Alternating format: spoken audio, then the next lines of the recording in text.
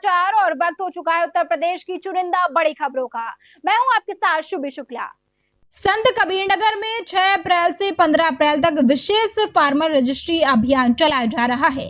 जिलाधिकारी ने सुनिश्चित किया कि सभी पात्र किसानों का पंजीकरण समय पर हो। अमेठी में समाजवादी पार्टी के कार्यकर्ताओं ने पुलिस अधीक्षक कार्यालय जाकर विवादित पोस्टर की शिकायत की और सख्त कार्यवाही की मांग की। चुनाव में ताकत दिखाने की चेतावनी भी दी गई है। क्या प्रॉब्लम था पूरा बताइए। धन्यवाद। आज हम लोग हमारे राष्ट्रीय अध्यक्ष जी के खिलाफ होल्डिंग कुछ पोस्टर आपत्तिजनक जगह जगह लगाए गए हैं, उसी के परपेक्ष में हम लोग कप्तान साहब से मिले और उन्हें एप्लीकेशन दिया और उन लोगों पे मुकदमा कायम करने के लिए वो किया। उन्होंने आश्वासन भी दिया कि मुकदमा भी कायम होगा, कार्रवाई। कौन लोग हो सकते हैं जो इतनी बड़ी बड़ी होर्डिंग जो है पूर्व सीएम की छवि धूमिल करने के लिए लगाए हैं?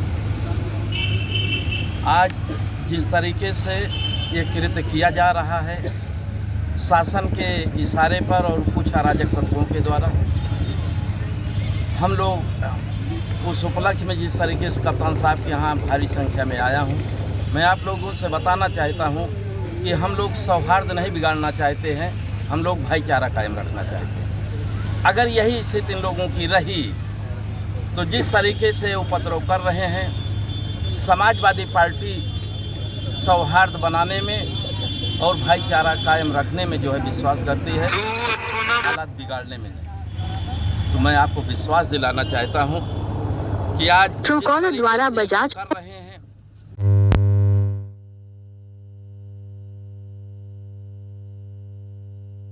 माहौल नहीं बना सकते, फिर बिगड़ने के लिए कोई रोक भी नहीं सकता। औरैया पुलिस ने महोबा से सपा नेता अब्दुल सत्तार को गिरफ्तार किया। अभियुक्त पर गैंगस्टर एक्ट की कार्यवाही दर्ज थी और पुलिस आगे की कानूनी प्रक्रिया कर रही है। हाथरस में बंदरों के हमले से एक युवती छत से गिरकर गंभीर रूप से घायल हो गई और जिला अस्पताल में मृत घोषित कर दी गई। परिजन और ग्रामीणों में भारी आक्रोश देखने को मिल रहा है। संभल में लापता पिता और पुत्र की लाश मेरठ करनाल हाईवे किनारे मिली। पुलिस लूट के एंगल पर जांच कर रही है। ग्रामीणों ने दोषियों की गिरफ्तारी की मांग की है। अमेरिका और ईरान ने युद्ध विराम की घोषणा की। यूपी के शिया धर्मगुरुओं ने ईरान की जीत को असली सुपर पावर मानते हुए सभी हक पसंद लोगों को मुबारकबाद दी। सपा मुखिया अखिलेश यादव और कांग्रेस नेता नवाब अहमद हमीद की मुलाकात ने सियासी गलियारों में चर्चा बढ़ा दी है।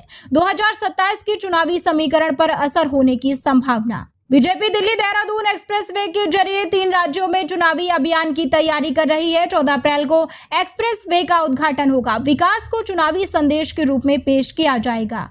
उत्तर प्रदेश रोडवेज ने दिल्ली प्रयागराज वाराणसी और अन्य रूट के बस किराए में 1 से 6 रुपए की बढ़ोतरी की है। बढ़े हुए किराए में यात्रियों पर असर पड़ेगा।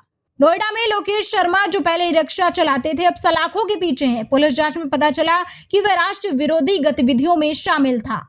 सीएम योगी ने लखनऊ में कृषि विज्ञान कांग्रेस 2026 का उद्घाटन किया। उन्होंने वैज्ञानिकों से बातचीत में वेस्टर्न डिस्टर्बेंस और किसानों पर प्रभाव की जानकारी साझा की। कानपुर किडनी रैकेट में जेल भेजा गया दलाल शिवम अग्रवाल और दिल्ली के एजेंट नवीन का ऑडियो पुलिस जांच में सामने आया। मामला मैक्स हॉस्पिटल से जुड़ा हुआ है। आगरा में शादी के 3 महीने बाद महिला की मौत हो गई। परिजनों ने हत्या का आरोप लगाया और पुलिस पर कार्यवाही न करने का आरोप भी सामने आया है। फतेहपुर के खागा में कब्रिस्तान की जमीन पर जल जीवन मिशन के तहत निर्माण कार्य जारी। उच्च न्यायालय ने स्थगन आदेश दिया, इसके बावजूद कार्य रुका नहीं। बलिया में एक युवती ने शादी की जिद में मोबाइल टावर पर चढ़कर प्रदर्शन किया। कहा कि प्रेमी इनकार कर रहा है। प्रशासन ने स्थिति नियंत्रण में ली। सीएम योगी आदित्यनाथ ने बेमौसम बारिश और आकाशीय बिजली से हुए नुकसान की समीक्षा की। प्रभावितों को मुआवजा देने की निर्देशित कार्यवाही जारी है। बबीना विधायक राजीव सिंह परीक्षा ने किसानों की फसल और मकान नुकसान के संबंध में जिलाधिकारी को पत्र लिखा और तत्काल समाधान की मांग की। दिबियापुर में शॉर्ट सर्किट से आग लगी। दमकल ने समय रहते आग पर काबू पाया और बड़ा हादसा टल गया। प्रशासन की कार्यवाही की स्थानीय लोगों ने सराहना की। किशनपुर में कब्रिस्तान की जमीन पर जल जीवन मिशन की टंकी निर्माण कार्य जारी है। उच्च न्यायालय का स्थगन आदेश होने के बावजूद कार्य नहीं रुका।